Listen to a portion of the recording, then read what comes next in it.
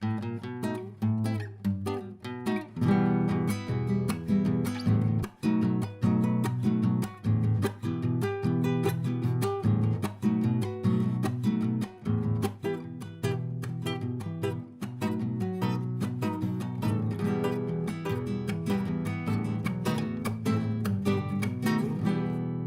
pessoal, eu e o Felipe vamos tentar mostrar para vocês de uma forma organizada a parte final da conversa técnica que a gente tem durante a resenha, que é quando a gente procura organizar os dados que a gente coletou com as observações na mangueira, né, Felipe? Então a gente procura organizar as notas que o Felipe deu para os animais e os detalhes que ele acha que são acertos e erros. Então o que a gente vai procurar fazer? Medir a frequência de erros e acertos, né, Felipe? Bom, então eu só vou explicar um pouco o contexto da nossa análise, né? Esse ano foram resenhados 72 potros, né? Sendo que deu 43 fêmeas e 29 machos. Foi um ano com mais fêmeas do que machos, que faz a alegria do criador, né? E é um ano, então, assim, a gente normalmente é muito mais bondoso na avaliação das fêmeas do que dos machos, né? Então isso provavelmente vai influenciar numa avaliação mais positiva do resultado da geração, né? Uma outra coisa que eu gostaria de explicar é que essa primeira fase da avaliação ao pé da mãe é quando eu e o Felipe somos mais bondosos, né, Felipe? A gente é muito confiante, tem um futuro pela frente, então a gente procura olhar muito mais os acertos do que os erros e dar chance para os animais. Quando a gente faz a avaliação do sobre-ano, normalmente a gente é muito mais carrasco do que em qualquer outra avaliação. E a avaliação mais definitiva é quando a gente coloca as éguas em cria, né? Então, comparando com essa avaliação definitiva, a gente tende a ser bonzinho ao pé da mãe e carrasco no sobre-ano. E volta a ser um pouco mais bonzinho ou até mais fiel à análise com os animais adultos, né? Assim, aí normalmente é o que ele é, né? E lembrando, né, que os conceitos que a gente usa de times, a gente divide em time A, time B+, B, B- e C.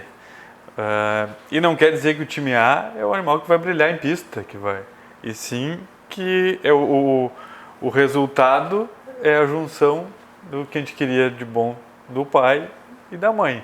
Ou seja, o time A é o nível maior de acerto e de junção do acasalamento que a gente fez. Então assim, e principalmente também é como se fosse uma avaliação mista entre o que deu, se a gente conseguiu juntar o que a gente queria no acasalamento, ou seja, o bom do pai e da mãe, e mais ou menos que posição ocupa dentro da população se a gente colocasse a população toda em linha, né? Vamos dizer assim, é uma coisa assim mista.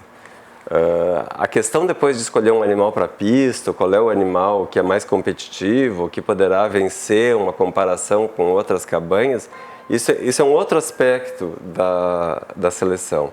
Nós estamos falando aqui de uma seleção como criadores, né? Então, para vocês terem uma ideia do que a gente tabulou dos dados, né? A gente considera assim, nas fêmeas, os animais que são cotados como A, B+, ou B, a gente considera como um saldo positivo, né? E nos machos a gente considera positivo só o A e o B+, né? Um macho que seja enquadrado no nível B, a gente não considera um acerto, né? Então, se a gente somar nesses animais esse ano, as fêmeas entre o A, B+, e B, e os machos no A e B+, a gente conseguiu 80% de acerto. Eu fiquei muito contente. Eu sei que como tem mais fêmeas, isso ajuda, né? Mas, de qualquer maneira, eu acho que é um ótimo acerto, um ótimo índice tu conseguir 80% de acerto, vamos dizer assim, nos teus objetivos de cruzamento. Como bem comentou, a gente costuma ser um pouco mais rigoroso nos machos, né? Então, por isso que as fêmeas a gente teve, entre aspas, um nível de acerto maior, mas, na verdade, talvez o nosso rigor com os machos seja maior. Com certeza é maior. E também o resultado desse número, que é um número expressivo, né, de 80% de acerto, a gente viu na dificuldade de selecionar os animais para mostrar. Bom, isso é verdade. Quando a gente dividiu para mostrar os animais por pais, a gente encontrou essa dificuldade, né? Teve vários animais que poderiam estar no grupo ali, mas como a gente gostaria de mostrar um pouco de cada, acasalamento acabou que ficaram animais de fora que certamente poderiam ter sido mostrados ali também. Um número expressivo de animais, principalmente do Mate Amargo, a gente mostrou 17 animais para apartar. Então, mas vamos entrar em cada cavalo. Claro, eu acho que todo mundo aqui entende que a nossa amostra foi representativa, né? Seria aborrecido a gente mostrar um por um, tudo, ninguém ia ficar vendo, né? A gente está procurando passar um resumo, né? O que me deixou mais contente nessa nossa avaliação e que eu acho que pulou da planilha quando a gente tabulou, né? Das 43 fêmeas que foram produzidas, né? 71% das fêmeas estavam entre o A e o B+, né? E 25% estavam no B. Nós não tivemos fêmeas de refúgio. Então o nosso acerto ainda nas fêmeas foi maior ainda que nos machos, né? Então, só para o pessoal entender, não é que aqui não tenha pressão de seleção para fêmeas, é claro que tem. O que aconteceu é que nas fêmeas não houve cola, não houve aqueles animais que a gente diz, puxa, mas isso aqui deu para trás. A gente não conseguiu, apareceram problemas que não estavam previstos, não apareceram. E isso é muito bom. E não é normal, né, acontecer isso. Isso é fundamental num processo de seleção, né? A gente enxerga... claro que tem animais de destaque, a gente destacou para mostrar, mas o trabalho de seleção a gente enxerga como ele está sendo bem feito quando toda a população caminha junto, vamos dizer assim, né? E isso a gente conseguiu enxergar bastante e refletiu no número aí expressivo aí de fêmeas nos times de cima, fêmeas com um grau de acerto do acasalamento muito grande. Vocês sabem, uma das coisas que eu sempre falo com o Felipe isso, né? A Crioulo JA e a Cabanha Mais Um também está nesse processo, a gente faz leilões todo ano, né? E nosso foco de vendas muito é fêmea.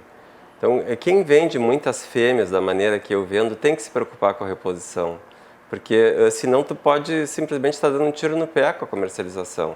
Então, a gente só pode vender fêmeas de alto nível, como eu costumo vender, quando eu tenho a reposição. Então, a cada ano, eu e o Felipe sentamos, olhamos bem as fêmeas que a gente produziu e a gente mede se a gente pode seguir vendendo animais de alto nível ou não.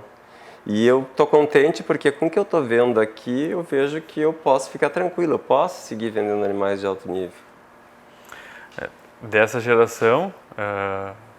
o nível de acerto foi muito grande e eu não tenho dúvida que dessa geração sairão muitas futuras mães aqui por Crioulo JA, fora, né, que muitas fêmeas de outras gerações, tem fêmeas de primeira cria, né, aí nesse número, né, tem éguas que pariram pela primeira vez aqui e já mostraram que foi acertado o acasalamento e a seleção, porque as avós desses produtos já foram comercializados, mas elas deixaram filhas aqui dentro da manada que estão representando muito bem cada família, né? Fora que na próxima geração ainda temos mais um número expressivo de éguas primíparas, né? Éguas jovens. Essa coragem de renovar o plantel, né? Vai muito de encontro àquilo que a gente quer ter, uma frequência alta dos genes desejáveis, das características que a gente quer, mas a gente quer elas bem acompanhadas, né? Quando a gente vai introduzindo características novas, a gente quer que elas venham junto com o que a gente tinha de bom antes, né? E muitas vezes essa renovação vem por isso, a gente tem animais que têm essas características juntas, que aí fica muito mais fácil a gente seguir trabalhando, né? Tem uma outra coisa que talvez seja novidade para criadores novos, porque não se costuma falar nisso em arquibancada de exposição, né? Mas quando tu olha assim, analisa uma população como essa parte do que nós estamos falando, nós não estamos analisando os animais para pista, nós estamos analisando vamos dizer assim, a população, né?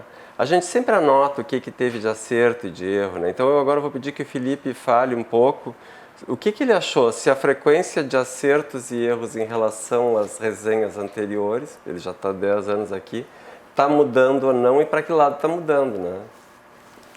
Não, a frequência de acerto é maior, né, Antônio? É um número grande de animais aí nos times da frente, time A e B+. A gente sempre via um bom número de time A e B+, mas a ausência de cola, eu acho que a gente trabalha mais nesse sentido, né? De que a seleção seja bem feita para que não se tenha refúgio, como a gente costuma dizer. E esse ano a gente acabou vendo isso. E as características mudaram um pouco, né? A gente via... eu acho que é importante tu nomear as características para a pessoa entender o que a gente está falando. Quando a gente comentou no capítulo, vamos dizer assim, dos filhos do colibri, o colibri veio para fazer um trabalho. Veio para introduzir, aumentar a frequência de genes que eu tinha, mas não tinha frequência alta. Né? Exatamente.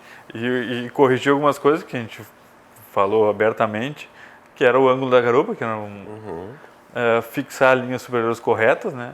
E aprumos imelhoráveis. Isso a gente viu aqui dentro. Né? A gente E claro, este ano, com o passar do tempo, este ano foi o reflexo disso. A gente aprendeu a usar o colibri, a gente foi identificando as famílias que andavam, que acasalavam bem com ele, e a frequência dele esse ano foi a maior frequência de acerto do colibri aqui dentro foi nesse ano. E também o sangue dele está mais disseminado, né, do que estava. Então, é claro que os acertos que ele poderia trazer estão aumentando de frequência. Né? Sem desfazer o trabalho que os cavalos fizeram, né? Não, eu tenho que fazer um altar para o Equador aqui em casa, né?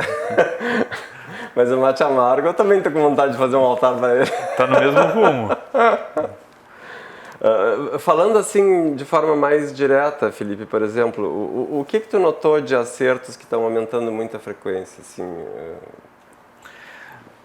alguns aspectos também que a gente via bastante, algum detalhe de borda inferior do pescoço, a gente via bastante, né? E a gente praticamente não nominou este... não apareceu esse detalhe. Não apareceu esse detalhe. Alguma coisa de qualidade de cabeça, de cabeça tosca, como a gente chamava. A gente falava. Também esse ano, uma ausência desse detalhe. E alguns detalhes da linha superior que a gente via um pouco. Claro que nessa idade, animais jovens, é difícil a gente fazer uma avaliação mais precisa, como o gasto de frente, enfim.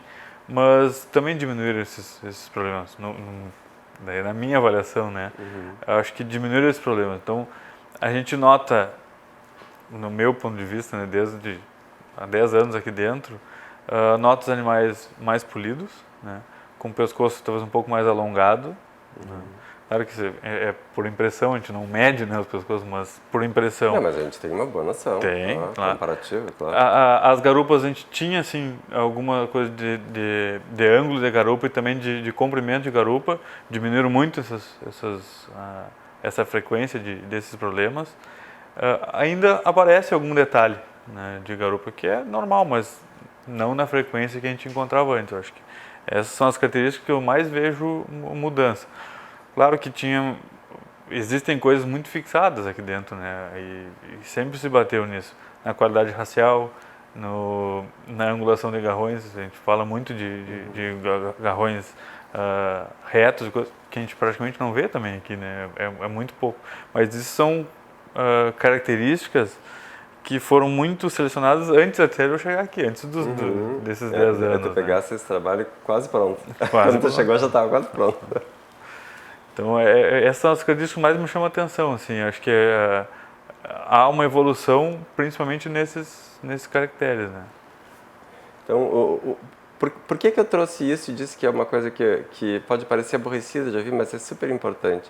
Porque na medida em que começam a desaparecer defeitos na tua população, a chance deles se repetirem nas próximas gerações vai diminuindo, né?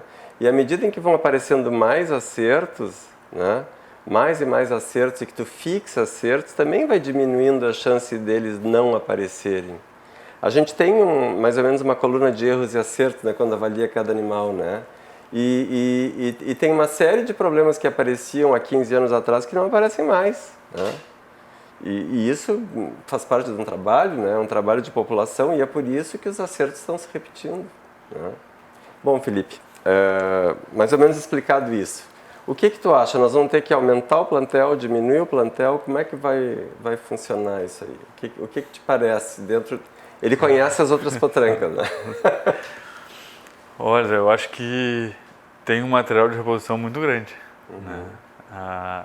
Acho que talvez um dos problemas seja espaço físico, né? Porque tem muita potranca boa. Dessa geração impressiona o número, né? Impressiona o número de fêmeas de alta qualidade. A gente viu aí 100% de aproveitamento como nos conceitos que nós usamos. E das outras gerações também, né? E tem muita égua nova de famílias consagradas que estão entrando, né? Estão prenhes para parir agora. Então acho que com certeza o futuro está garantido, porque nessa geração que está ao pé já tinham algumas éguas de primeira cria que acabaram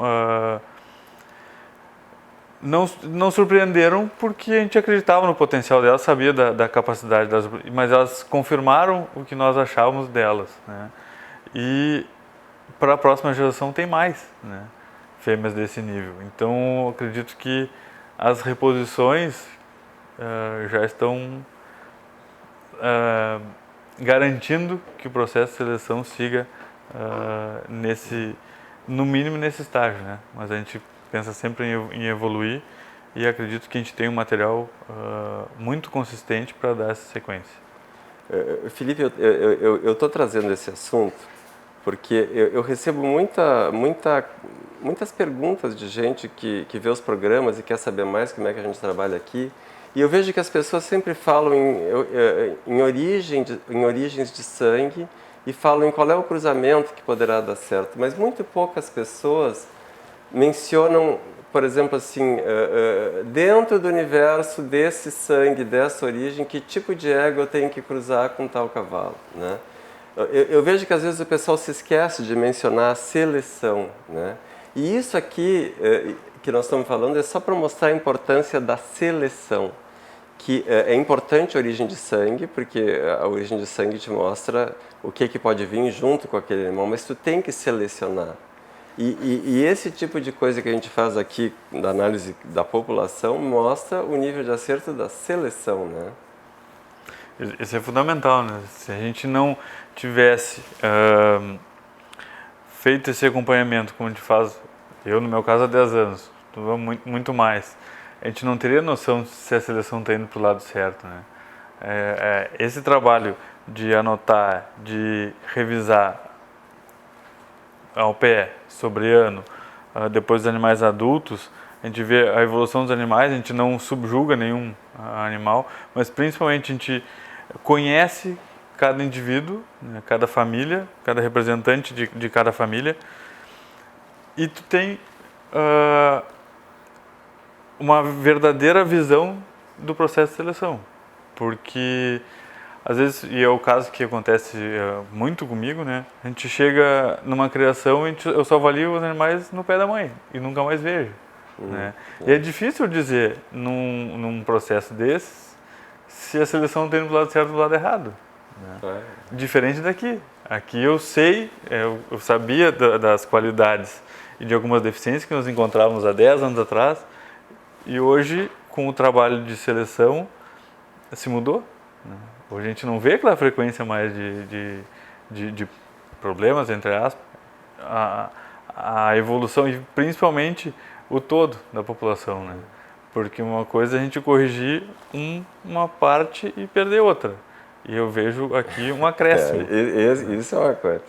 Por exemplo, eu seleciono meus crioulos pessoalmente, sempre com ajuda, mas eu estou sempre, né? Atuando na seleção há 40 anos. E tem uma série de problemas que nesses 40 anos eu sempre fui eliminando, que eu considerava que eu não queria na minha criação. E eu tenho a satisfação hoje de ver nessa planilha aqui que esses problemas que eu fui eliminando em 40 anos de seleção não aparecem mais.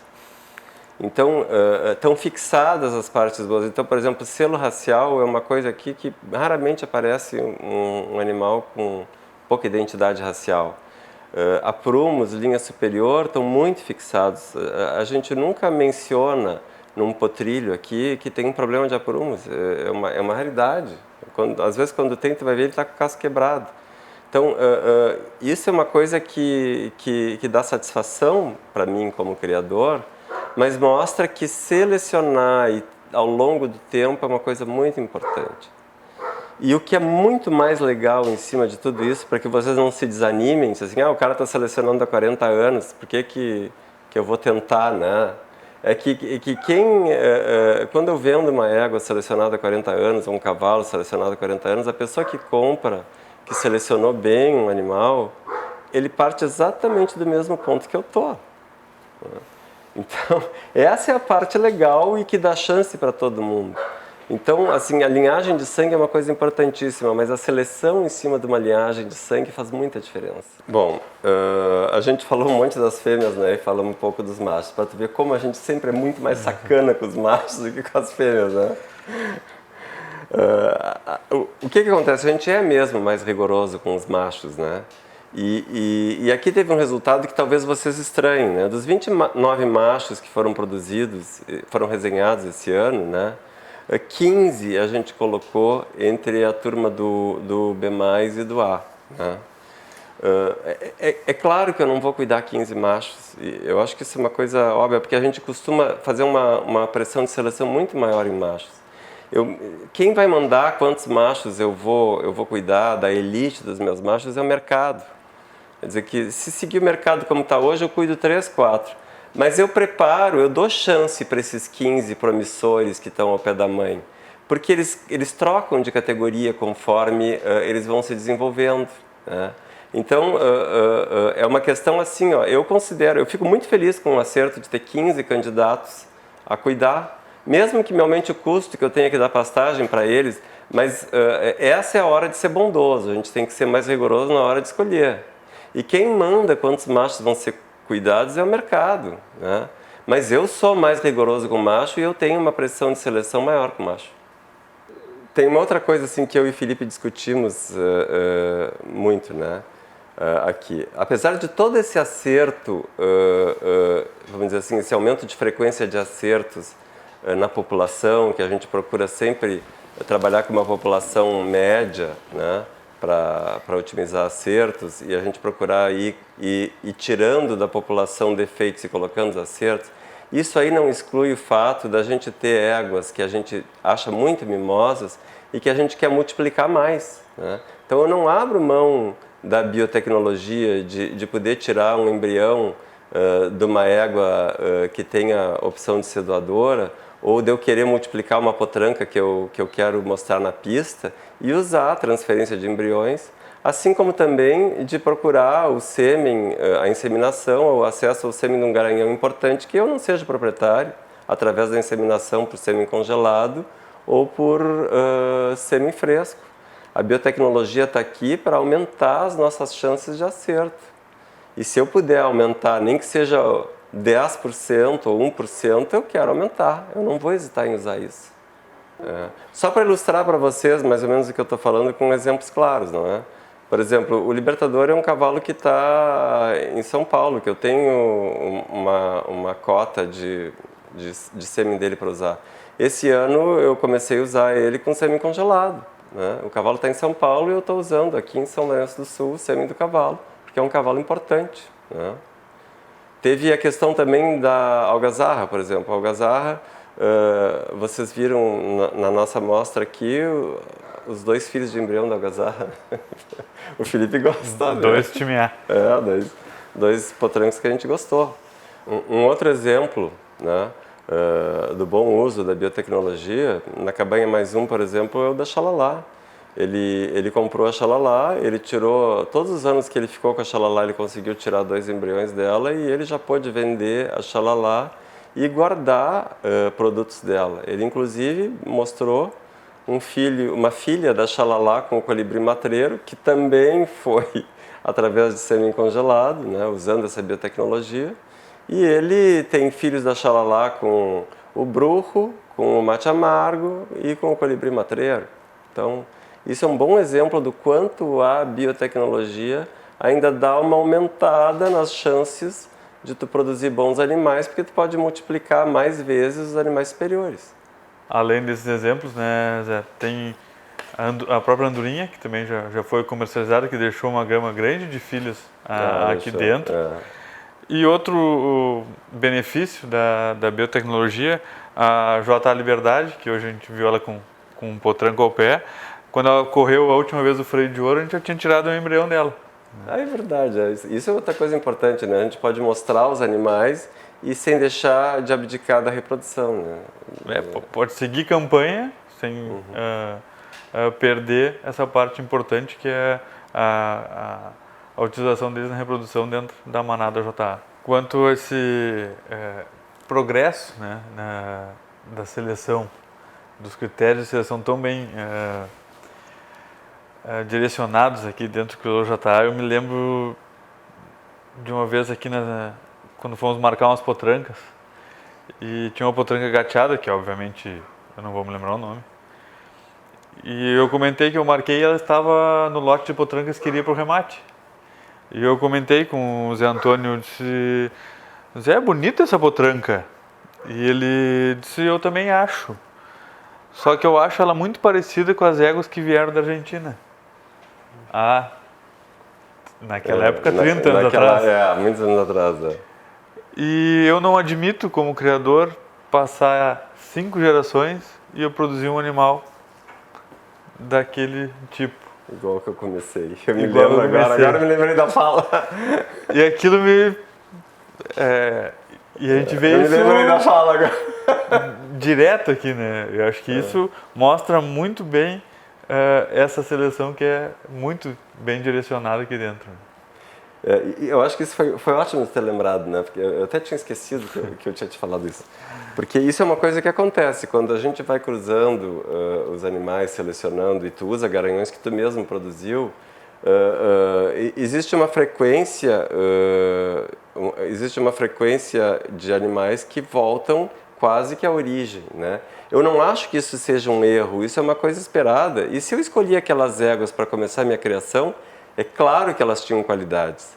O que eu não admito é selecionar 10 anos e seguir como estava no início. Então, assim, esse animal, apesar de ter qualidade, de ter servido de base para aquilo que eu queria começar, eu não quero conservá-lo na minha manada depois de 10 anos de seleção, né? Então, assim, até porque eu tenho um rumo, né, para seguir. Mas ele não é um erro e isso nem é um animal que não tenha qualidade. É seleção.